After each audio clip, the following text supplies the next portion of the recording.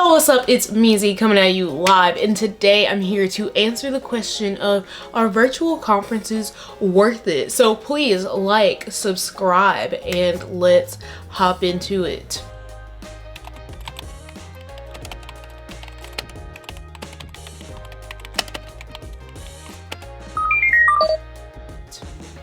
Okay, so Grace Hopper was about, I feel like a month ago at this point, and I went to it, and it was virtual this year. Now normally Grace Hopper's in person. It's massive. There's like 30,000 people.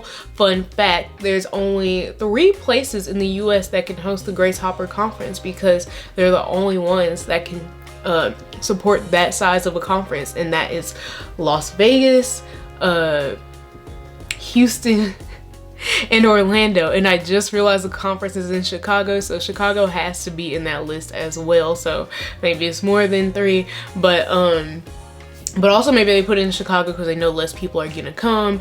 But either way, it just can't be in too many places because there's not that many places that have the infrastructure to support it. Houston is also one of those places.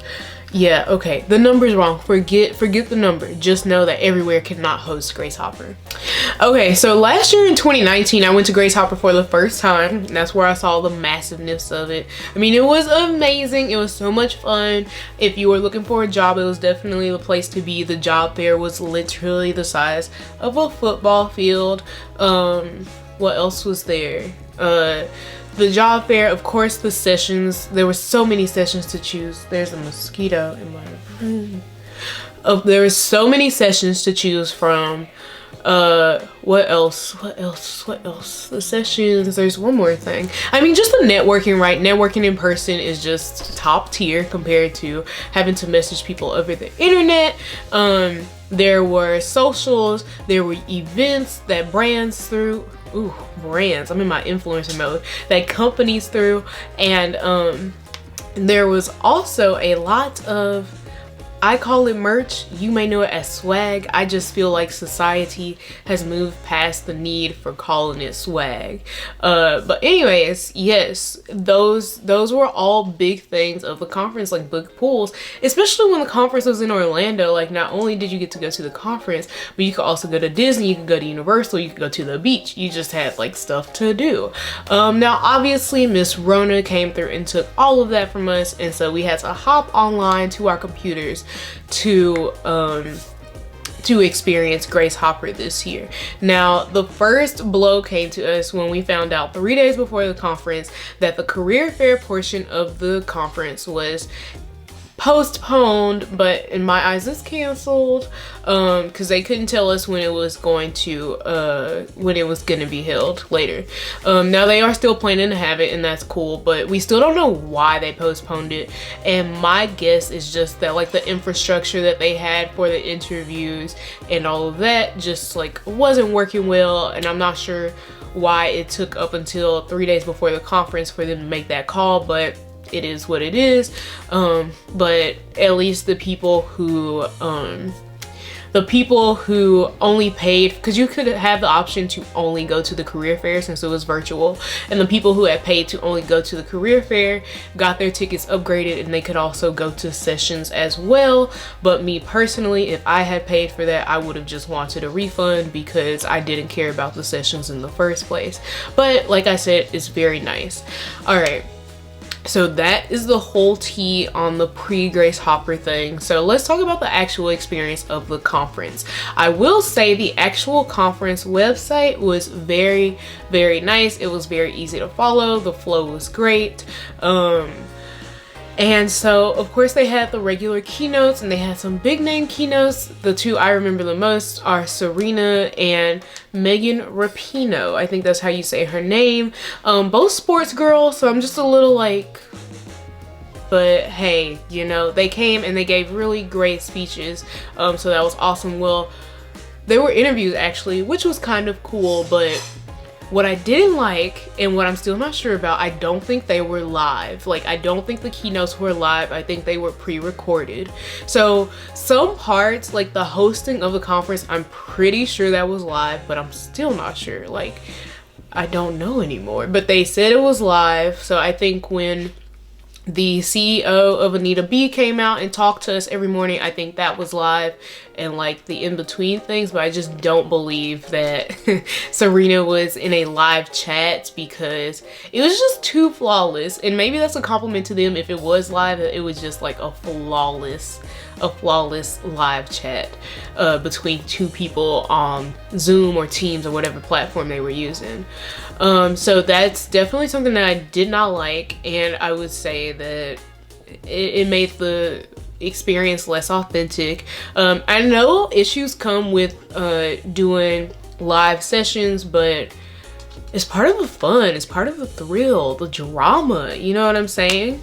So that was that on the keynotes. Another keynote.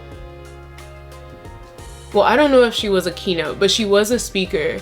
It was a vice president of Google. She was a black lady, and I cannot think of her name, so I'll make sure I put it on the screen. But her talk was really great. She had some really interesting stories. She actually happened to be in the building the day that YouTube had an active shooter.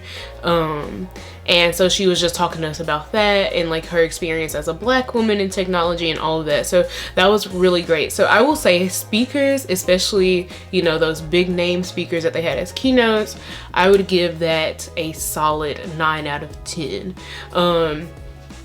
That was really good. So let's move on to the actual sessions. So there's a bunch of different types of sessions at Grace Hopper. You have your workshops, and then you have like your tracks. So workshops, they are typically interactive, or there's like an activity that you can do while the person like teaches you how to do it. And if you want to know more about the workshops that I did in the past, go ahead and click on my last year's vlog. I did have beef with workshops this year because there was a limited amount of seats. They weren't recorded, so it's not like you could go back later if you missed out on a seat. But on top of everything, there was a limited amount of seats and you had to pre-register for them. But it didn't matter if you pre-registered, because as long as you clicked on the Zoom link and got in, then you made it in. It's not like they were checking the roster to be like, are you supposed to be in here? Are you supposed? No, like it didn't matter if you registered. So there were some people who registered for those workshops that didn't get to go and still won't get to have that experience because workshops were not recorded. The good thing about the workshops though was because they were not recorded, they were live, and we knew they were live because we had no other chance to access them. So that's the tea on the workshops. So you have workshops, and then you have your regular sessions, and those are separated by track, maybe like a career trajectory, diversity and inclusion, AI machine learning, data science, software engineering, project management. Like they're kind of separated by that. And so, you know, those were cool. I just didn't like them. I've said this a few times, but it just felt like I was paying for like a YouTube channel, access to a YouTube channel, because those sessions were not live. Like anything that wasn't a workshop was not live. It's just like the person pre-recorded the speech and they talked at the camera, what I'm doing to y'all right now, and that was that. Like I just felt like I get that every day, and so it didn't really add to the conference vibe. It didn't add to the feel, you know. So yeah, I really did not too much enjoy the sessions. The cool thing is about the sessions is that they were recorded and you can still view them right now today, and depending on what kind of ticket you got, you can view them for I think the next 60 days, and if you are like Anita B member, you can view them for up to a year. So you have access to them for a long time, and that was nice because, you know, when you go to Grace Hopper in real life, you have to pick and choose, and if you miss a session, you just missed out, versus here you could literally watch every single talk that was given at Grace Hopper if you wanted to. That wasn't a workshop. So yeah, that was my experience on the sessions. Now there's also an open source day, which I didn't participate in. I'm not at this point in my life an open source type of babe. And then There was the career fair, which I did not participate in because I have a job and I'm not looking for a new one. So those two things I did not participate in, and I feel like they were pretty big parts of the conference, but I just didn't want to take up space in a career fair that they were already trying to make work that somebody else might have needed. I thought about going in just to see what it was about, but I was like, whatever, I'm just gonna watch these keynotes and stuff. Let's see, so let's just talk about the last part that I did go to, which was the networking sessions, which was actually really good. I mean, I didn't know what to expect at all. So basically we all hopped in a Zoom call, and then they put us into breakout rooms, and you stayed in the breakout rooms for about 7 minutes. They're really small, no more than like 6 people. So you talked a little bit and then you went back to the main room, and then they mixed you up again and you went to another breakout room, and so on and so forth. And those networking sessions were divvied up by like what you're interested in. So there was a software engineers one, a machine learning and AI one, there was students, there was like career advice. Like it just depended on what you wanted to do, which networking you went to. You got to choose, you could go to multiple. It was all up to you. So yeah, I thought they were really nice. It was handled really well. I only stayed in one track because I'm really trying to get into machine learning and AI. So I was like, let me talk to as many experts as I can. It was a very good mix of like, there was a lot of students in the networking sessions I went to. There was a good amount of professionals. There was a good amount of like PhDs, undergrads, people that are in industry. Like it was a good mix, and I got to meet a lot of people, and I got a lot of tips on how to get into machine learning and start that career trajectory. So that was really nice. They were set up so well. The Anita B members that were running the sessions were great. Like overall, like that was definitely great. I would give the networking sessions a 10 out of 10. Yes, they get the whole enchilada. Let me go back a second. I will give the regular sessions a 3 out of 10, and I will give the workshops a 2 out of 10. Those are rated really low. I know, it's just because I really just wasn't vibing with it. Okay, so the actual last thing that I want to talk about is the virtual swag merch. I wasn't a fan, and I felt like the companies kind of cheaped out on this.